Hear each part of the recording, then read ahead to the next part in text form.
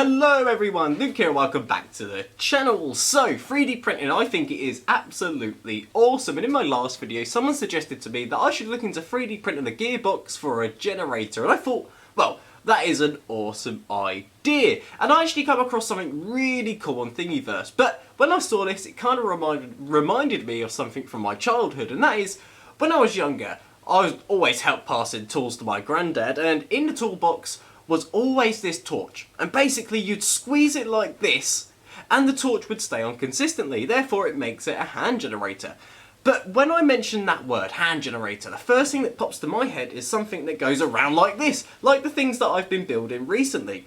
But taking a look at Thingiverse, I found something that was pretty much identical, but it wasn't meant to power anything. The actual use of this was to make a fan, so you'd squeeze it really fast, it would spin these blades, therefore blowing a nice cool stream of air over you. And I had an awesome idea. That was to take that fan off, put a tiny motor on it, like the ones that we've done before, put a voltage regulator on it, and then when you give it a little squeeze like this, you can use it to charge something. You can charge your phone, you can charge a battery pack, and I just thought that was an awesome idea, and that is currently in the works right now.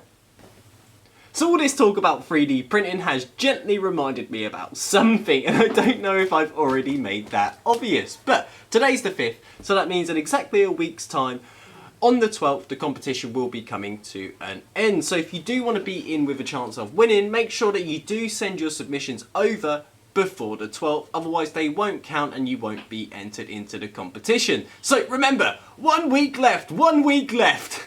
Okay, so if you haven't heard of the competition or if you're new to the channel, I'd recommend you go check out the 2 videos that we've already done outlining all the bits and bobs that you would need to know around this competition. And that is video number 1471 and video number 1508. But I'll make sure to link them in the description below.